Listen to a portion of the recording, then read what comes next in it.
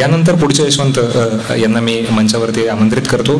गुरव दिनेश यांनी 160 रँकने ते पास झालेले आहेत. मंचावरती येताना मी त्यांना विनंती करतो की त्यांनी डाव्या बाजूच्या मंचावरती आपलं मत व्यक्त करावं. आदरणीय व्यासपीठ, सन्माननीय मान्यवर, माझे यशवंत मित्र आणि समोर बसलेले सगळे देशाचं भविष्य, यांना मी पहिल्यांदा अभिवादन करतो. आत्ता विश्वांजली मॅडमने खूप डिटेलमध्ये एकदम फोकस्ड अप्रोच काय असतो वगैरे बऱ्यापैकी सांगितलेलं आहे. आणि मला त्याच्यापेक्षा जास्त सक्सेस स्टोरी ही आपल्याशी शेअर करावीशी वाटते, कारण त्यातून थोडेफार मोटिवेशन मिळतं आणि काही धडे पण मिळतात.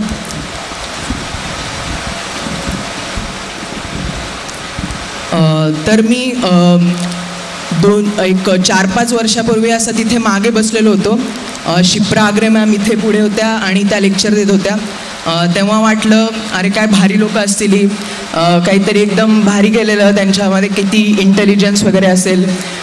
पण ट्रस्ट मी पण तुमच्यातलाच एक आहे आणि तुमच्यातूनच आलेला एक आहे. त्यामुळे तुम्ही पण होऊ शकता. तुमच्यावर फक्त स्वतःवर विश्वास पाहिजे. तुम्ही स्वतःवर विश्वास ठेवा, हे पहिल्यांदा सांगतो. UPSC एक्झाम याच्याशी इंट्रोडक्शन कशी झाली, तर फर्स्टली मी सेकंड इयरला असताना UPSC IAS काय असतं मला माहिती नव्हतं. फक्त एवढं माहिती होतं काहीतरी वेगळी गोष्ट आहे आणि सगळे लोक खूप मान देतात, सगळे खूप ओळखतात.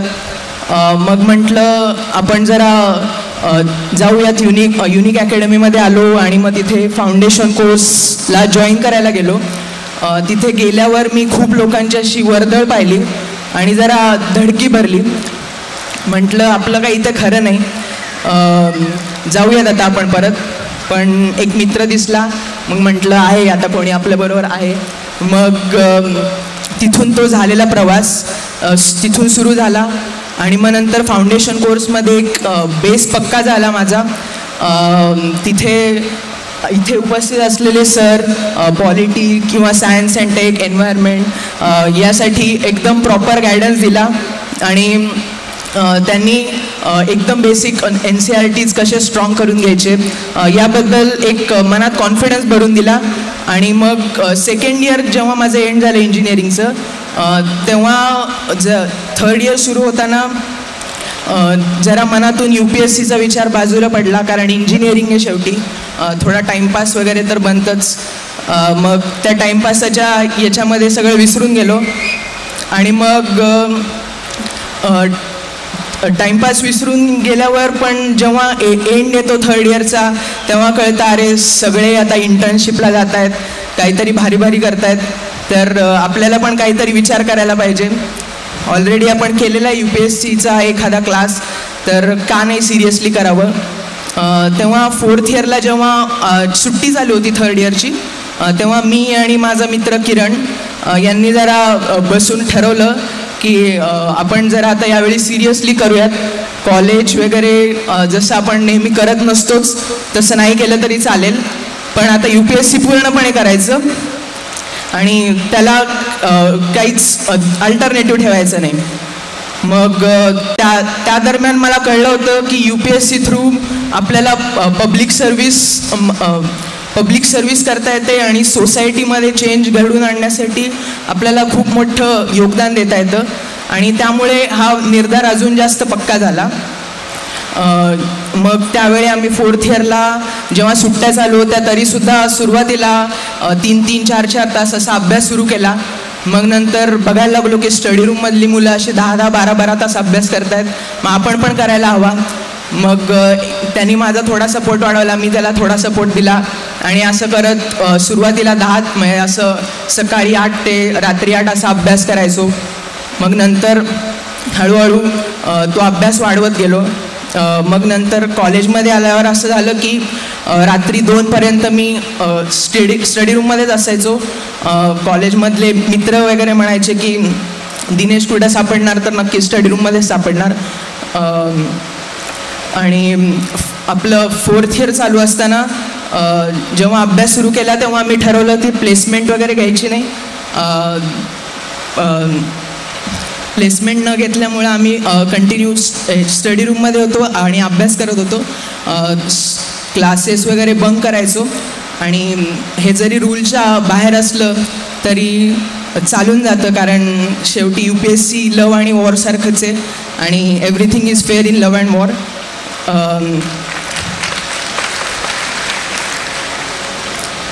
मग नंतर कंटिन्युअस स्टडी केला, वाटायचं पहिली प्रिलिम होऊन जाईल, पण तरी जरी जसं आता विश्वांजली मॅडम म्हटलं की फोकस स्टडी पाहिजे, तर त्यावेळी ते चुकून गेलं की आमचा फोकस स्टडी नव्हता. खूप जास्त वाचून गेलो आणि जे पुस्तक यायचं ते वाचायचो, रिव्हिजन काही नाही, असं सगळं चालू होतं.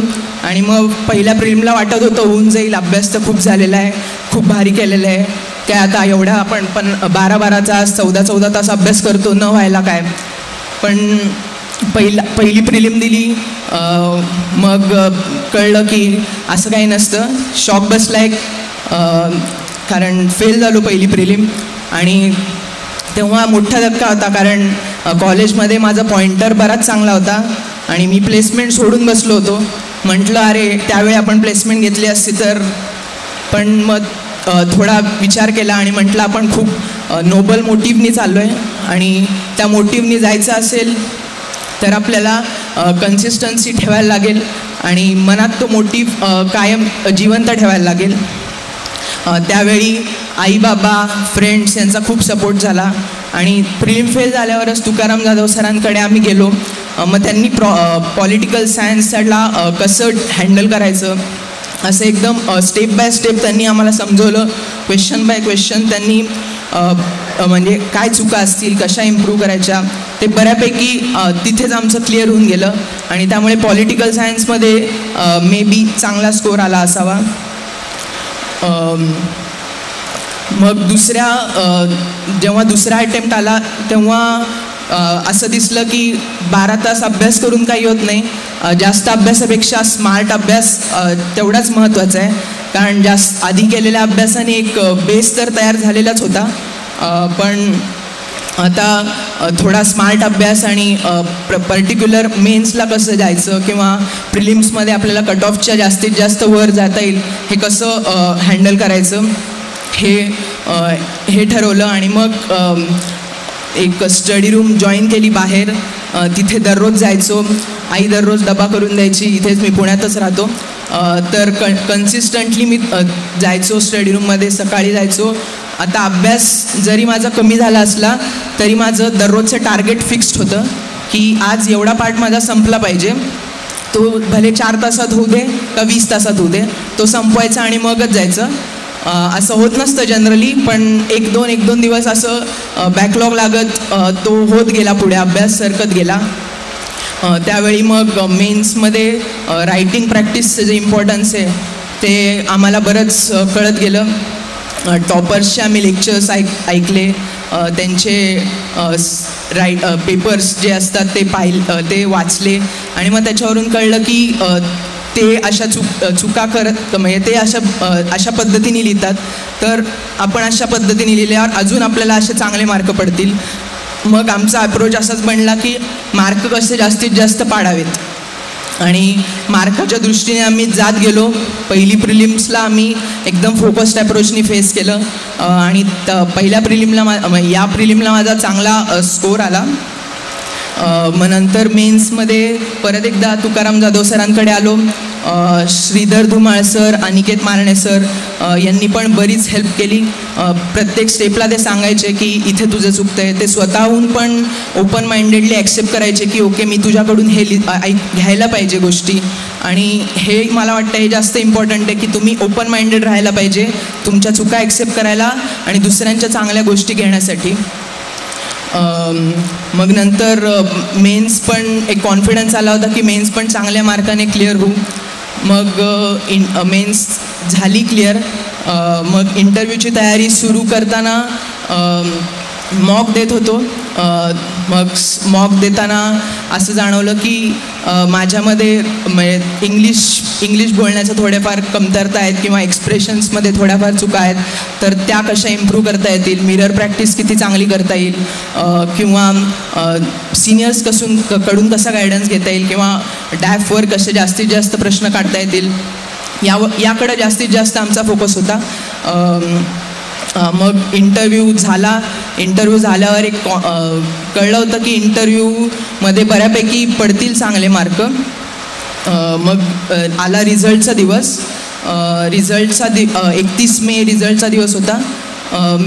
त्या दिवशी मी कॉलेजमध्ये गेलो. मेनली मी कॉलेजला रिझल्टसाठी जायचो कारण मी कॉलेजला माझी लकी प्लेस समजतो. मे बी रॅशनल नाही आहे, पण एक प्री मेन्स तिथेच रिझल्ट पाहिला आणि तिथेच क्लिअर झालो. आणि मागची तिथेच मी पाहिला नव्हता रिझल्ट आणि क्लिअर झालं नव्हतं. मग अगदी 3 ते 6 वेट केलं. प्रत्येक वेळी रिफ्रेश करत होतो, पण रिझल्ट काही येईना. 6चे 7 वाजले, 6:15 झाले, रिझल्टच आला नाही. मग 6:15चे 7:30 झाले. एक PDF आली. मग ती डाउनलोड झाली. मग मी DIN असं टाईप केलं. त्याच्यावर 9 सर्चेस फाउंड असं झालं. मग मी म्हटलं ओके, काहीतरी होप्स आहेत. मग खाली गेलो. पहिलं नाही, दुसरं नाही, तिसरं नाही, असे 6 झाले नाही, 7 झालं नाही. मग म्हटलं आपलं काय गेलेलं आहे आता, चला. मग म्हटलं जाऊ दे, फॉरवर्ड करून पाहूयात. फॉरवर्ड केलं. ओके, 8वा ओके, गुरव दिनेश रमेश. मग म्हटलं ओ गॉड थँक्स. मग नाव पाहून थोड्या वेळ भारी वाटलं, पण नंतर कळलं की अरे UPSCचा आपला अभ्यास संपला, प्रवास संपला. म्हणतात ना की जर्नी खूप जास्त इम्पॉर्टंट आहे डेस्टिनेशनपेक्षा. आणि ते त्यावेळी एकदम असं पटलं आणि म्हटलं ॲक्च्युली खरंच जर्नी इम्पॉर्टंट आहे. या सगळ्या प्रवासातून मी एक तुम्हाला सांगू इच्छितो की हार्डवर्क तर ॲक्च्युली इम्पॉर्टंट आहे, तो तुमचा बेस तयार करतो. पण हार्डवर्कशिवाय तुमचा एक proper plan, proper time management, proper strategy face करायला एक्झामसाठी. आणि तुमच्या मनात हे पाहिजे की तुम्ही एका एक्झामला चाललात, काही PhD वगैरे करायला चाललेला नाही आहेत. त्यामुळे एकदम फोकस्ड अप्रोच आणि एकदम म्हणजे मार्क कसे जास्तीत जास्त घेता येतील तसंच आपल्याला ट्राय करायचं. आणि मार्क मिळाले की आपण सिलेक्ट होतो आणि मग सगळं मग होऊन जातं, असं काय हे नाही.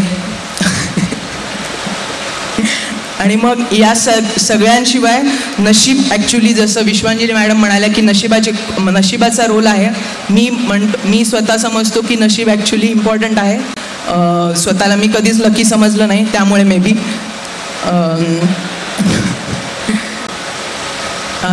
हे सगळं जरी खरं असलं तरी सगळ्यांना एक सल्ला देऊ इच्छितो की तुम्हाला सिव्हिल सर्व्हिसेसमध्ये यायचं आहे, बरोबर आहे, जरूर या, देशाला तुमची गरज आहे. पण त्याच्या आधी तुमचं करिअर सेक्युअर करा. आणि एक तुम्ही तुमच्या पॅरेंट्सना वगैरे एक सेफ्टी द्या की ओके तुम्हाला एक सेफ्टी नेट आहे आणि मी हे माझ्याकडे अल्टरनेटिव्ह ऑप्शन आहे. आणि मगच मी दुसऱ्या करिअर या सिव्हिल सर्व्हिसेसकडे जातो आहे. आणि तुम्हाला सगळ्यांना ऑल द बेस्ट. आणि तुम्हाला कधी काही गरज लागली तर मी नेहमीच तुमच्या हेल्पसाठी आहे. थँक्यू.